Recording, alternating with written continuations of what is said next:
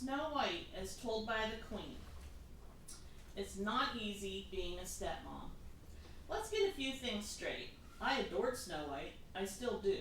Whatever you've heard, that I was an evil stepmother who tried to harm her, is completely false. Everything I did for her own good. And when I tell my side of the story, I know you'll believe me.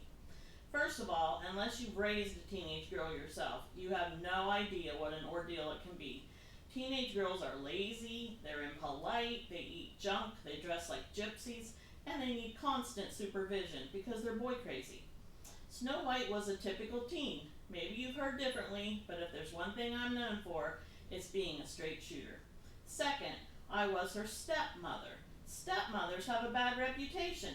They're often called cruel or wicked. For some reason, the world hates them. Why? I don't know. But I do know this. A real mother can get testy every now and then, and nobody raises an eyebrow. But if a stepmother loses her temper just once, it's on the front page of the medieval times. Finally, I'm a widow. I'm not asking for your sympathy, believe me, but when my husband died, I was left to raise Snow White all by myself. I was a hard-working single parent who didn't get a speck of help from anybody, and when things went wrong, I got all the blame. Read on and see for yourself. Healthful exercise. People have said I was vain, but of course I wasn't, not in the least.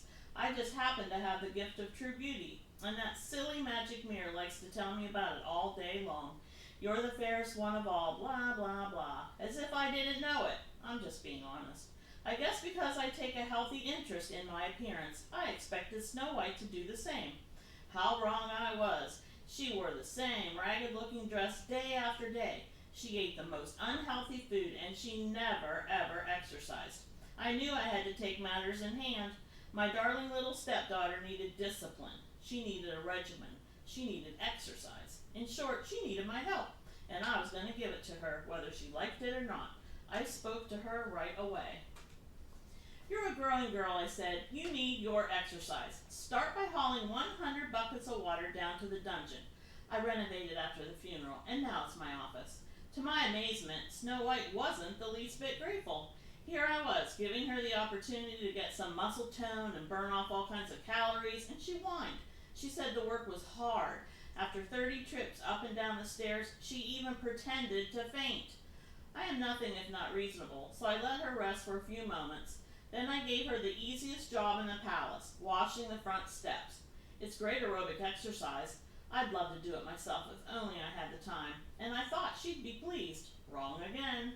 I stepped away for a moment to consult my mirror, and when I returned, Snow White had stopped working. She was lounging on the steps, staring into space and humming. Then, and this really rattled me, she started talking to the birds. No wonder I was worried about her. A wholesome diet. Things got worse. The next day, when she was supposed to be scrubbing the kitchen floor, I found Snow White gobbling down a piece of cake. Give that to me, I demanded, snatching it away. Cake is unsuitable for growing girls. It's full of fat and sugar, and it will rot your teeth down to nubbins. Then I reminded her how lucky she was to be on her new diet of bread and gruel. It couldn't be healthier. It's low in calories, sugar, and fat-free, and chock full of trace minerals. Our livestock thrives on it. I'd be on it myself if it weren't for my allergies. Another month or two, I promised, and you'll be as strong as a bull. You'll be taking the stairs like a mountain goat 3 at a time, with full buckets. Won't that be wonderful? She said nothing, but the answer was written all over her unhappy little face. She wasn't grateful at all. The K word.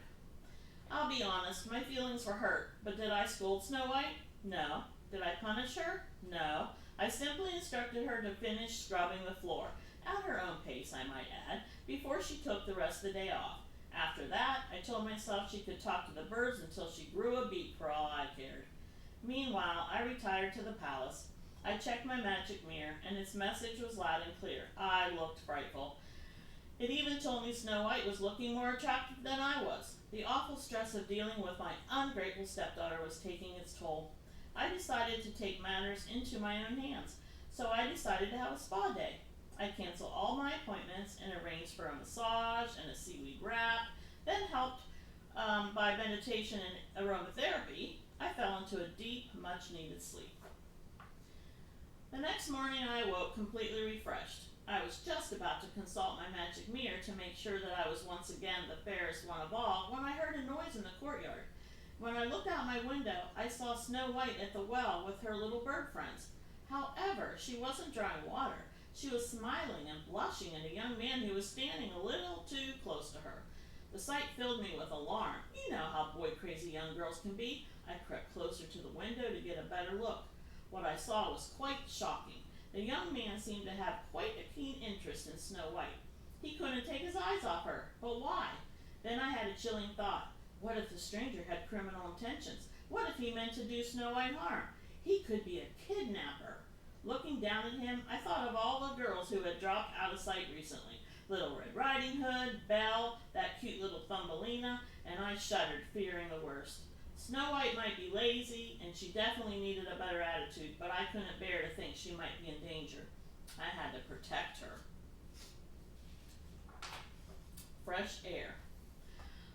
I fairly flew down the stairs, but by the time I reached Snow White, the stranger was gone. I was so relieved. My stepdaughter felt differently. She had a bad case of the boy crazies and moped around for days, shirking her chores. I didn't know what to do.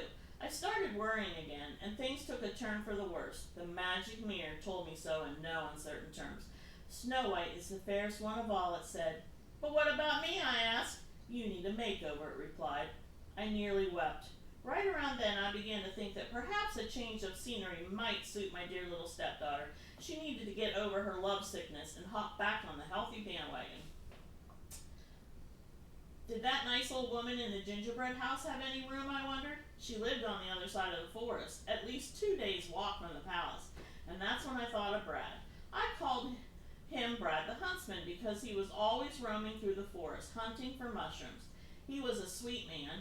Even though he wasn't the sharpest knife in the scullery, he knew the woods like the back of his hand. Brad was just the person I needed. He could take Snow White deep into the forest on a brisk nature walk.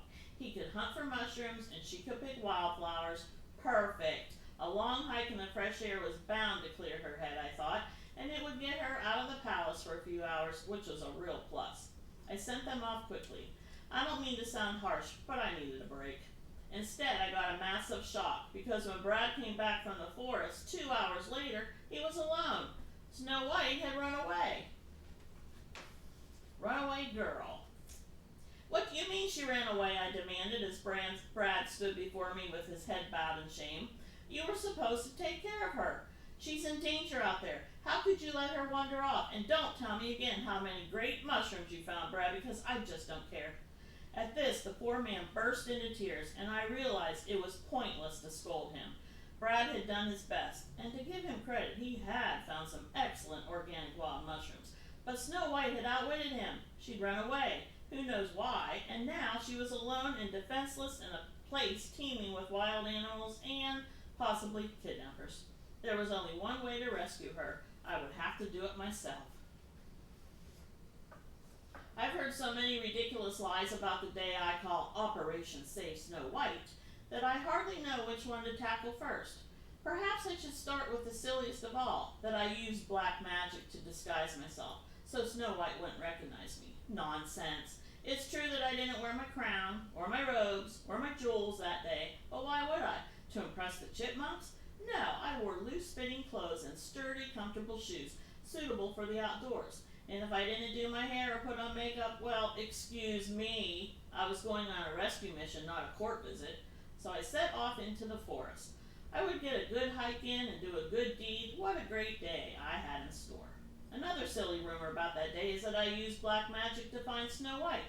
Ridiculous. I didn't need it. She's a teenager, remember? All I had to do was follow the trail of hair bows and bubblegum wrappers straight to the little cottage in the forest. That story about how I created a poison apple in the castle, vicious gossip. I met a peddler along the way who sold me a basket of shiny apples. Maybe I should have made sure they were organic and pesticide-free, but I didn't. Nobody's perfect all the time. A wholesome diet part 2. Well, Snow White was actually glad to see me, which was a pleasant surprise.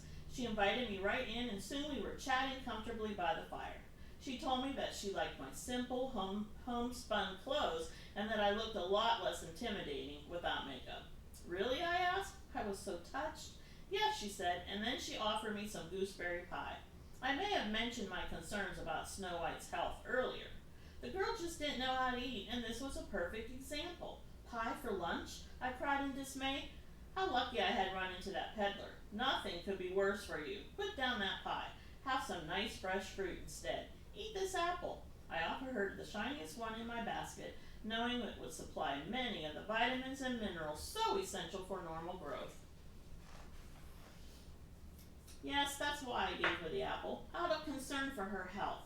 People have said I was trying to hurt her, even kill her, but they're wrong. And when Snow White fell into a death-like swoon, it's true that I ran away, but only to find her a good gastroenterologist.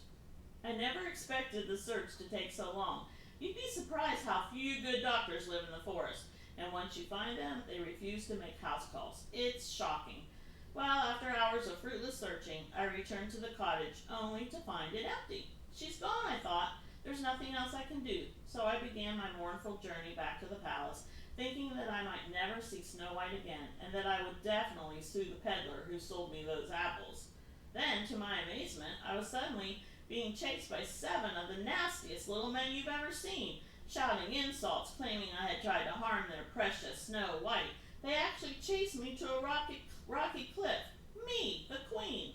Lightning crashed. I fell thousands of feet. Luckily, I landed on a soft patch of moss and only suffered a bruise or two. Nothing very serious. As I told you, I'm very healthy.